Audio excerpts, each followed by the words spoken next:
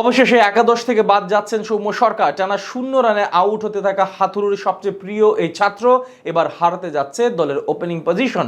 তার জায়গায় ওপেন করতে পারেন আগের ম্যাচে জয়ের অন্যতম এক নায়ক। টানা ব্যর্থতার বৃত্তে ঘুরপাক খাওয়া সৌম্যর জায়গায় টাইগারদের ওপেনিং হাল ধরবেন কে, সেটাই জানবো রিপোর্টে।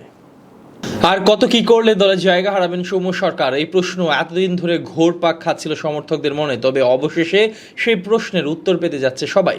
শ্রীলঙ্কার সাথে বাজে পারফরমেন্স যেন বাদ হয়ে দাঁড়িয়েছে কোচিং স্টাফ থেকে শুরু করে অধিনায়কের। দক্ষিণ আফ্রিকার সাথে ম্যাচে একাদশ থেকে বাদ পড়তে যাচ্ছেন সৌম্য সরকার।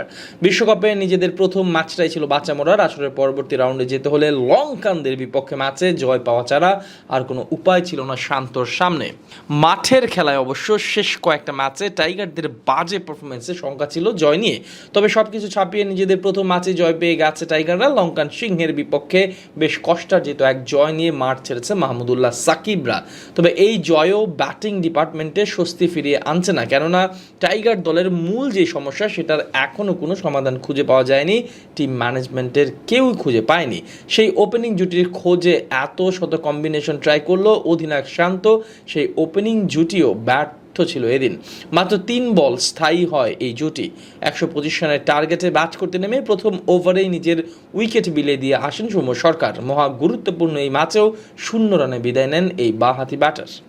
এক ম্যাচ ভালো তো এক ম্যাচ খারাপ, এমনভাবে এগিয়ে যাচ্ছেন সৌম্য সরকার। সাম্প্রতিক সময়ে ব্যাট হাতে টাইগার দলের সবচেয়ে অধারাবাহিক ক্রিকেটারের তালিকা করলে বেশ এগিয়েই থাকবেন সৌম্য সরকার। জিম্বাবুয়ের সাথে 2 ম্যাচের সুযোগ পাওয়া সৌম্যর ব্যাট এক ম্যাচে হাসলেও পরের ম্যাচে আবারও ব্যর্থ। 34 বলে 41 রান করার পরের ইনিংসে আবার আউট হয়ে যান 7 বলে 7 রান করেই।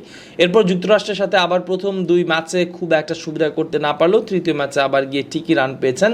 প্রথম ম্যাচে 20 রান করলেও দ্বিতীয় ম্যাচে বিদায় নেন গোল্ডেন ডাক মেরে।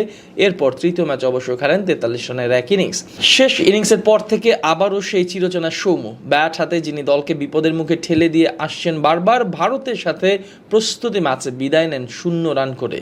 সেবার অবশ্য আর প্রথম বলে না, আউট হয়ে গিয়েছিলেন দ্বিতীয় বলে। তারপরও লঙ্কানদের বিপক্ষে ঠিকই আবার একাদশে সুযোগ মেলে তার। কোন যুক্তিতে বা কোন পারফরমেন্সের ভিত্তিতে তাকে একাদশে সেদিন রেখেছিলেন শান্ত, তার উত্তর এখনো পাওয়া যায়নি। তবে শান্তর রাখা আস্থার বিন্দু মাত্র প্রতিদান দিতে পারেনি সৌম্য। এদিনও বিদায় নেন আবারও সেই 0 রানেই। তাই তো এবার দক্ষিণ আফ্রিকার সাথে ম্যাচে আর একাদশে রাখতে চায় না সৌম্যকে। তার পরিবর্তে লিটন ফিরে আসতে পারে ওপেন করার দায়িত্বে।